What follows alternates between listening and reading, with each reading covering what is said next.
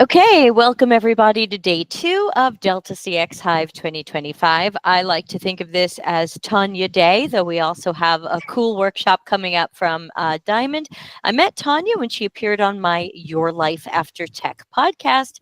Diamond is new to me, so I'm super excited about what both of these people might have to say today. So with that, I will be quiet and let Tonia go. Let me know if you need anything. All right. Hopefully everyone can hear me okay. For those of you that are just joining, I have a little bit of a reflection question in this slide. And I just wanted to give everyone another minute in case you're just popping in to maybe just think about this a little bit. It will definitely frame what I have to share today. Hoping that you're all settling in all right. If you need a minute to take a stretch, take a stretch. Yeah, and let's begin.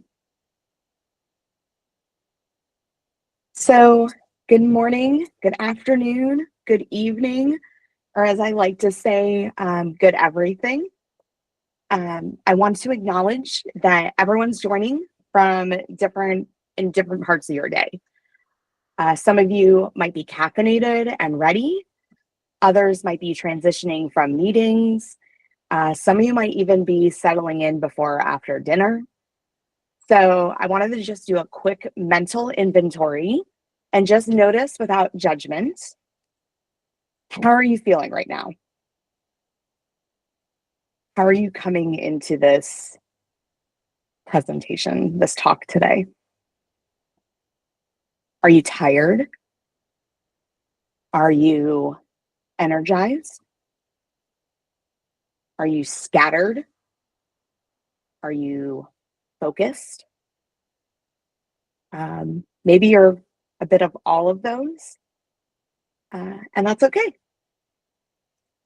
I'm glad to see some of the comments in the chat. A lot of caffeinated.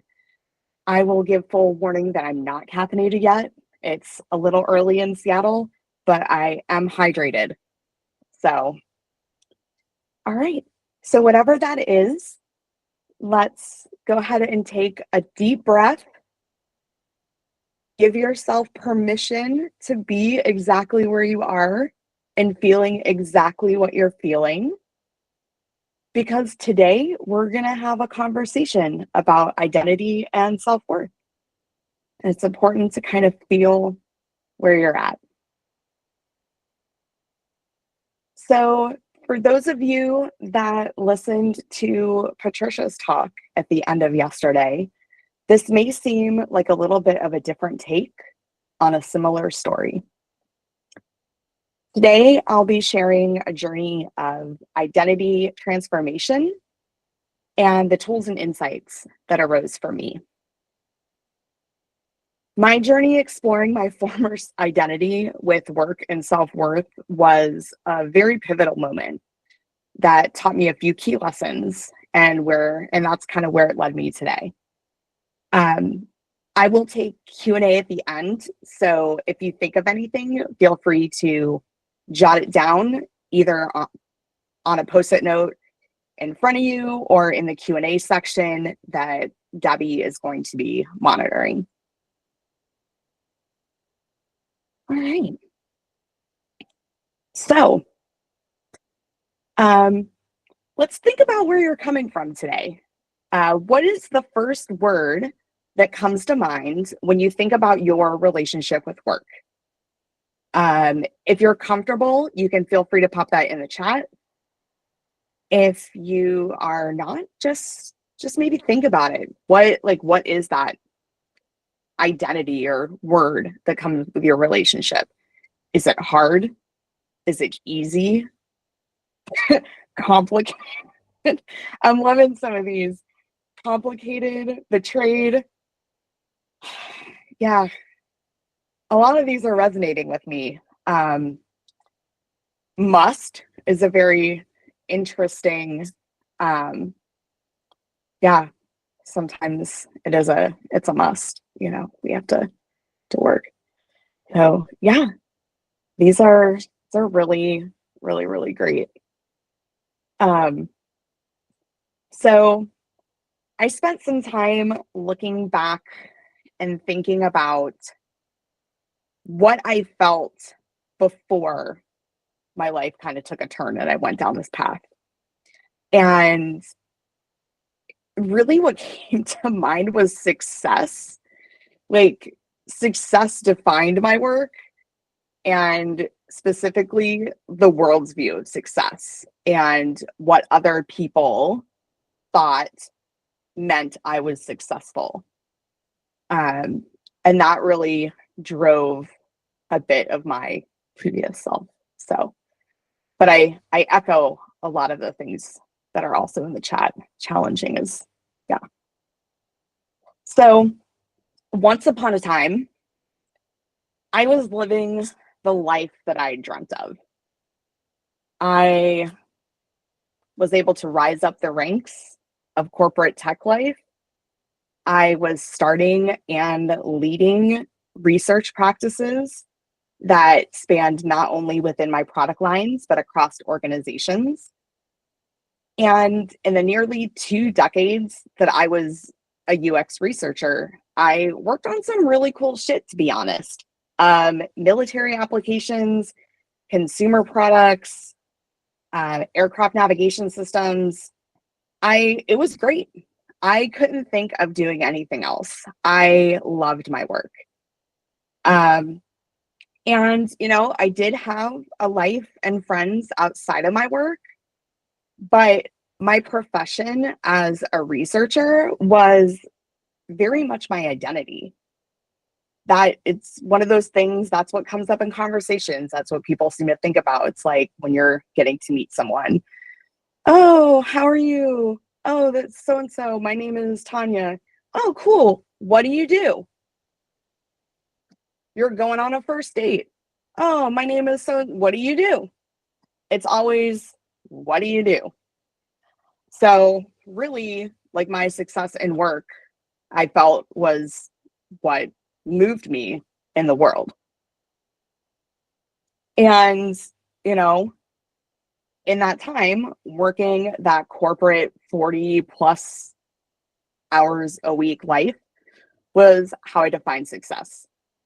My self-worth was tied to pleasing others, earning accolades, promotions, having stellar performance reviews. And I would say my well-being was there, but it was in the background, like way in the background. And it would like peak out sometimes. But it was really to just make sure that I appeared to be managing my wellness, right? Like, oh yeah, she looks like she's happy. She looks like she's got her stuff together. She's doing it. And yeah, I saw her at the gym last week. That was kind of where it went. And it was all really kind of about other people's perception. My self-worth was public success in some sense. And to hold up this idea of self-worth, my weeks often involved a lot of things. A full work week. And as we know, that's not always just your 40 hours.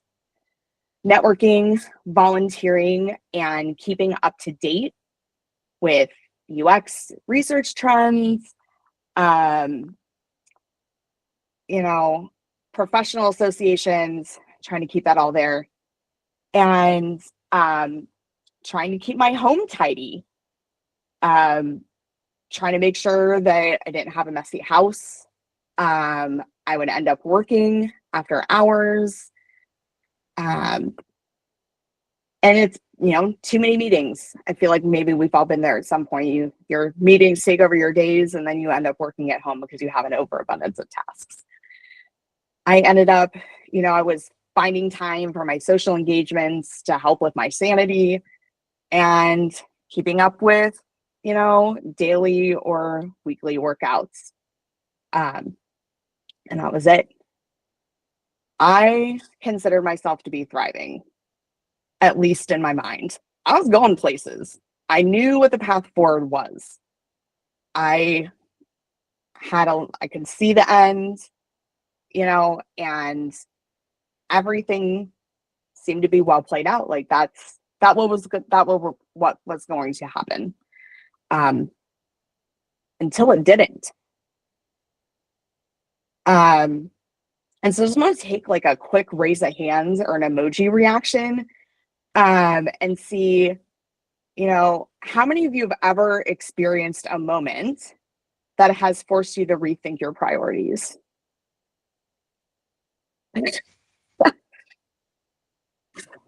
Definitely seeing some emojis there. Yeah, that is real. So I'm going to go ahead. I think, this can be a tough subject to talk about. So for me personally, and anyone who wants to join me, I'm going to take a little bit of a big, deep breath in through my nose and out through my mouth and reset a little bit. All right. So in 2021, I ended up being rather abruptly thrown off course. I had a major medical event that forced a 2-year leave of absence. I don't know if any of you can picture 2 years off of work, and not for fun, but that was what happened. And it's a lot. Think about everything you miss in 2 years. My career being my identity was fading away pretty quickly. And I was thrown into a world of hospitals, treatments. I like to joke, extremely casual wear, even by Pacific Northwest standards, where I live in Seattle. It was pretty much pajamas all the time. And I began to realize that returning to this professional world that I used to be in was not only not attainable anymore, but I was starting to question whether it was where I even wanted to end up. I was and still am in some ways going through this process of going back and forth between different stages of grief and processing my emotions. I think this probably happens with anything. This can probably, if I thought back to it, this was even happening while I was working. So I had happiness for surviving treatment, and being able to be in recovery. I had anger that I was even experiencing this in the first place. Like, why, honestly? And sadness of just feeling the loss of my identity and my self-worth.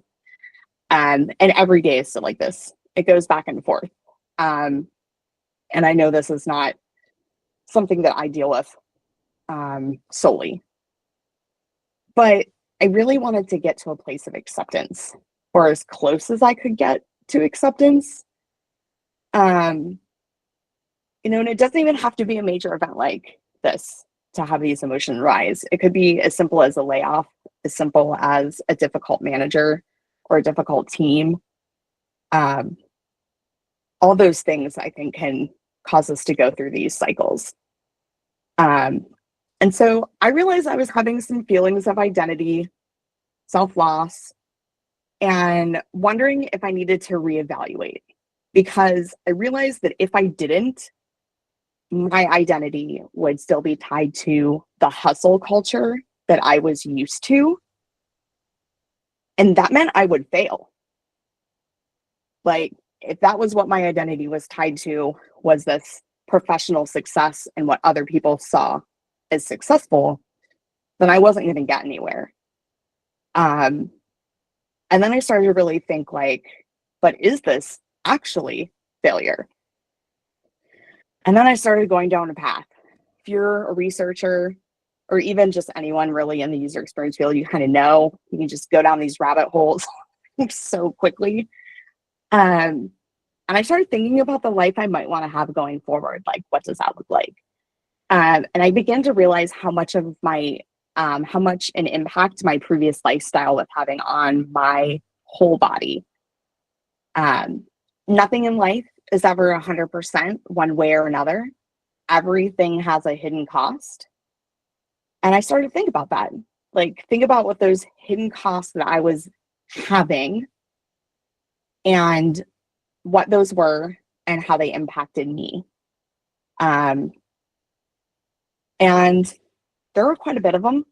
So having time to be intentional when I started and ended my day was definitely not a priority. More often than not, I was rushing to get a workout in or head to a morning meeting, and then I was cramming everything I could into my days before I tried to fall asleep, most likely still wired from the day because I hadn't had enough time to wind down. I love nature and I find a lot of peace in it, but moments just to sit in that had disappeared. And I started to realize that really my only moments in nature were walks between meetings, commuting to the bus or the light rail, or driving with my window down. I wasn't getting a lot of that outdoor energy that I really enjoy. I would try to find time and be social and nurture the connections that I had, but they began to feel forced. And sometimes I was way too drained to engage in a meaningful way. And so I would end up either canceling plans or just kind of not bringing my whole self when I showed up to have, conversations, meet up with really good friends. I was just kind of a slight shell because I was so exhausted. Speaking of which, being present and listening to my body to make sure my energy remained somewhat consistent was ignored. And I would go through days with extreme high energy, like, let's do this, let's do this, let's do this. And then extreme lows where all I wanted to do was like lay on the couch and stare at the ceiling, to be honest. And I noticed my sleep schedule slipping. Getting quality sleep and enough sleep wasn't as important as rising early to get ahead or stay up late to make sure a report was finished, followed by binging a lot of TV to decompress. Was really affecting my daily routine. And stress management was really a thing that I did if I had time or if I got like too burnt out, kind of my energy level dropped too quickly, rather than something I tried to control and acknowledge and find outlets for. And as I thought about all these hidden costs that piled up in the life that, I just known that was what it is, I started to think about a few questions or prompts about what I wanted to do, how I wanted to show up, and what that looked like in terms of like the work and the professional work that I would put in the world. I wasn't really sure I was completely done with research and helping create things, but I was pretty sure that the corporate world wasn't the way to go. So I began to look through these 3 questions. What gave me energy this past week that had nothing to do with work? What activities made me lose time in a good way? What interactions left me feeling most like myself? And this activity helped me to rebuild an internal compass, but it also uncovered something deeper. I realized I was becoming my own first client. And weirder yet, I liked it. And the qualities that made me a great researcher, such as listening, empathy, the desire to impact people's lives in a positive way, also segued well into coaching. And my passion for making wellness accessible and a positive experience for everyone was something that really kind of lit me up and made me feel joy. So let's just pause for a moment, and maybe not quite 60 seconds, but what gave you energy this past week that had nothing to do with your work? Think about it. Was it spending time with family, petting your dog or your cat, going out for a super cool meal somewhere, reading a book? Ooh, veggie garden. Yeah. So, yeah, music. So many opportunities. And yeah, I keep thinking those. Feel free to keep popping them in the chat. Um, yeah, the process was tough. I had to be willing to toss everything I thought was true about my self-worth and what was valuable in life out the window and explore what it would look like if I prioritized me. And so I came away with 5 key lessons. One of the first things I learned is that my identity is not solely tied to my professional achievements. My identity is more than that. It's my belief system, my personality, my character, and so much more. Second, the existing skills that I leverage to excel in research space can also be relevant in new professional spaces. My deep curiosity and empathy helps me connect with my coaching clients. I don't know how I skipped to 4, but go back. Time has value beyond productivity. I used to tie a lot of monetary value to effort and time, but time can also be healing. And I started to find value in pausing and reflecting and using that to normalize and level set my energy. And so I came to realize that while time is precious, so is observation, and so is being present.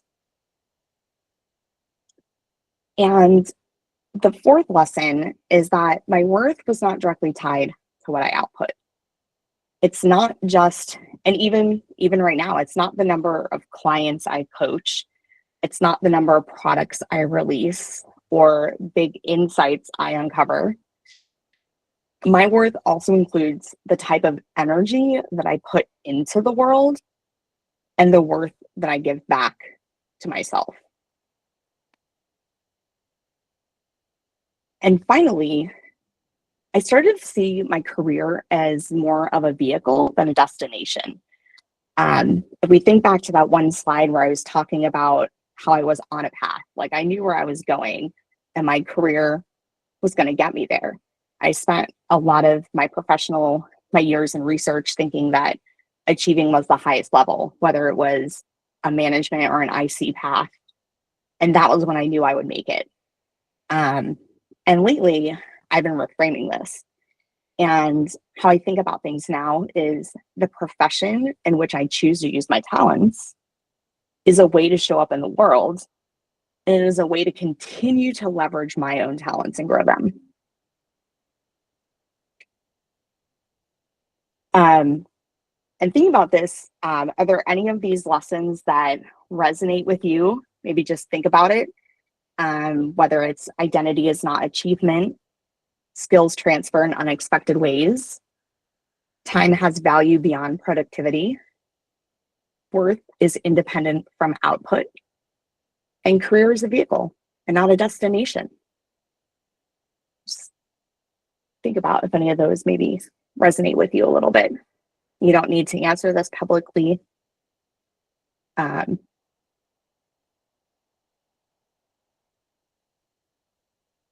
Right.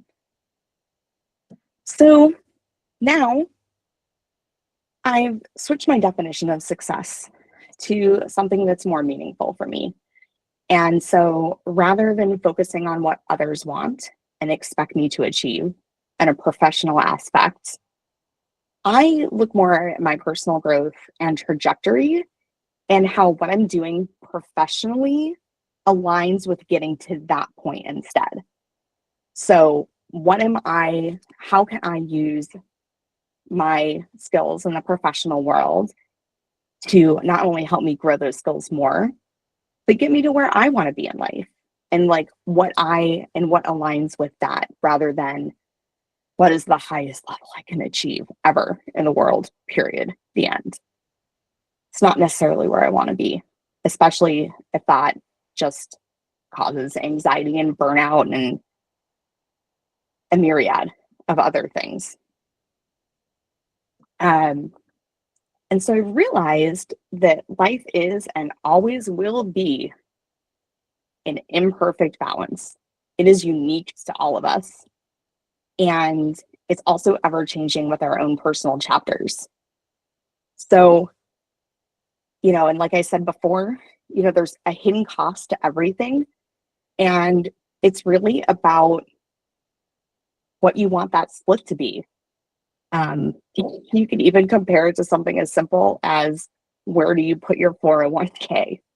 You see like all those like mutual funds and things are like, oh, what percentage is here? What's high risk? What's low risk? And that's kind of how I view my wellness now, and my wellness is more than just what I'm eating and making sure I'm sleeping. It's my emotional wellness. It's my financial wellness. It's my relationships and my environment. It's all of these things. And how do I want to balance those to make me feel the best for where I am right now?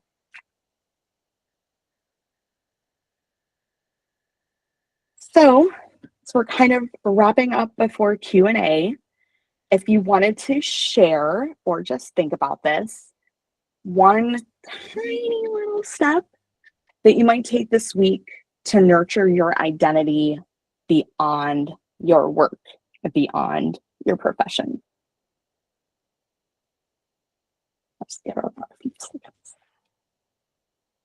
and I'm going to take a sip of water. You're doing a lot of talking.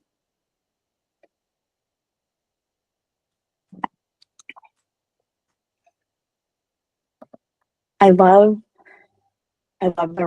everyone's showing what they're resonating with. This is great. 0.5. Yeah. 0.5 was kind of a game changer for me. A self audit.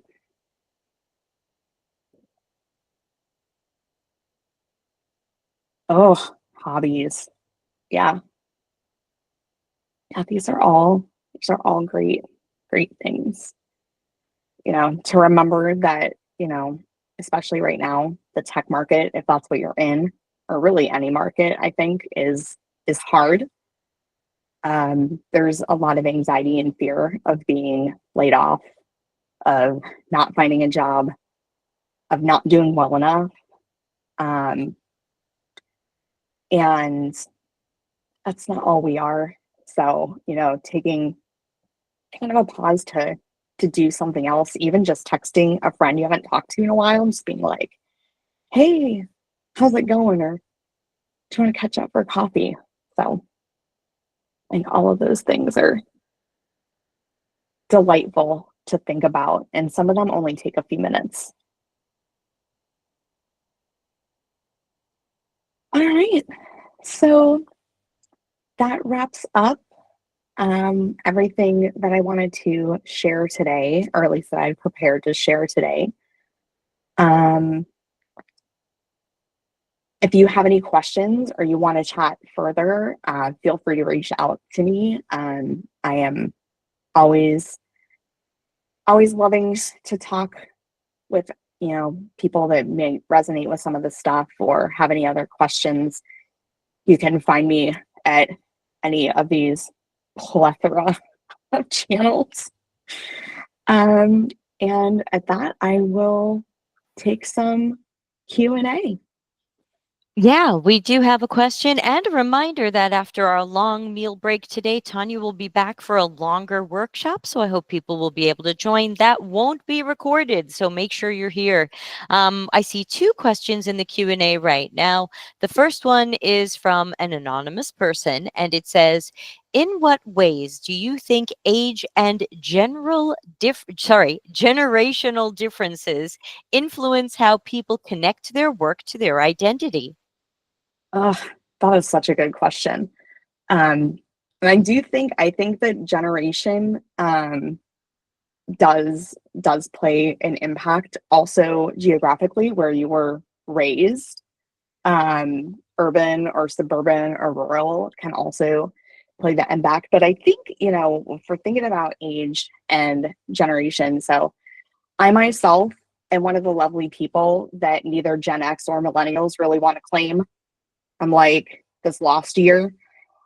And, you know, I think that it was really, I know that a lot of my older family members really tied a lot of that worth to career and profession. And I think because it was really maybe that boiled down to providing for their family.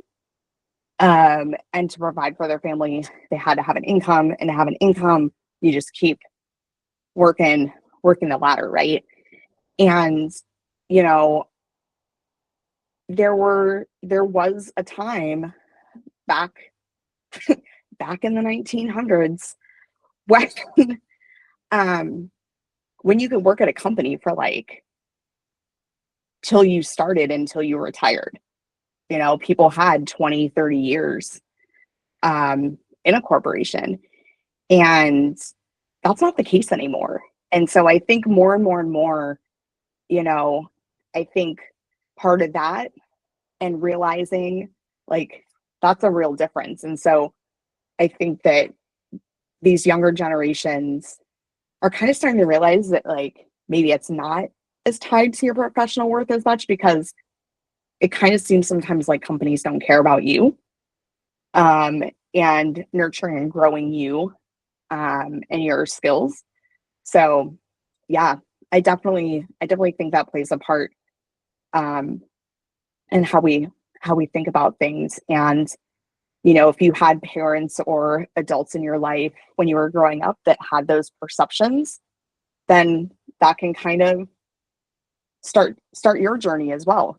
I really thought, I was very much of the mind of you go to college, you get a job, you get promoted in your job, you get promoted again in your job, and that was where it was at. So that's a great question. Yeah, thanks for that. We've got two more questions coming in through the Q&A.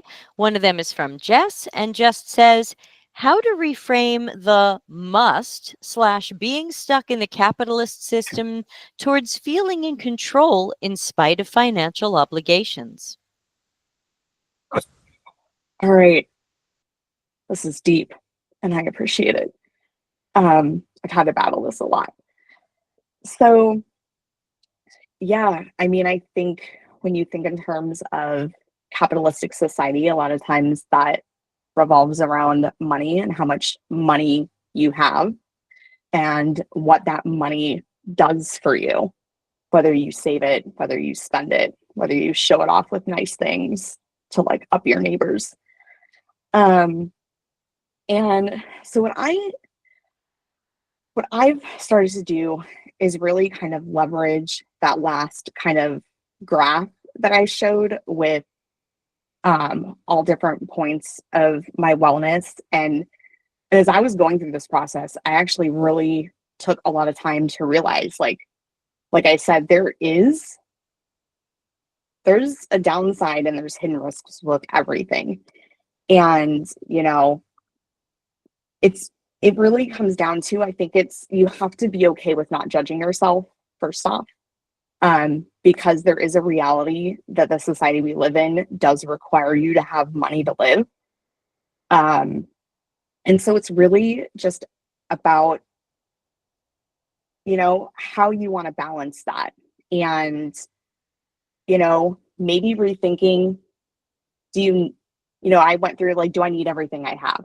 Like I started to get rid of some little things like, I really don't watch all of these streaming things. Like, do I need them? But then on the other side, like I like my gym membership and my gym equipment. Like that is something that, so I think there's a trade-off. And so, maybe just instead of thinking about it as must or being stuck, think about the things that you can control and what would make you feel good at the end of the day, at the end of the weeks, at the end of the month? And what types of things are you willing or are you not willing to sacrifice for the things that financial security may or may not get you? Hopefully that helps a little bit. Thanks. We've got a question from Zach, and Zach says, when someone asks, what do you do? How do you answer now? Do you talk about coaching or answer another way? I'm wrestling with not saying I'm a researcher now. Yeah.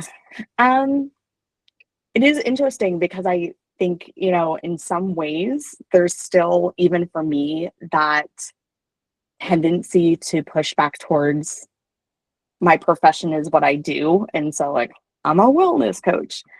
Um, but what I really have been trying to push myself more and more and more to say is that I what path I'm on is that I help people. Like, that's what my mission is to really help people find joy and space in their lives and find a way to make wellness and self-worth fit them rather than the other way around. So I really just want to try to find people ways to be happy with their life, happy to come to a place of acceptance and self-love in whatever way that looks like. So, yeah. And I take care of me. Focus on Put me on your first. own oxygen mask first. Yeah. Yeah. Okay, if there aren't any more questions, we can end a few minutes early and at the top of the hour. Hopefully, we'll see Diamond here for the Unique Energy Blueprint Workshop, which I haven't seen before, and I'm super curious about it. Any other questions? And remember, you will see Tonia later. Yes, hearts and applause. So many emojis for you. I appreciate you all. Thank you so much for spending a portion of your day with me and maybe even a longer portion here in a couple hours. For sure. Looking forward to it. So I will stop the recording and we can give people a little break. Thanks again.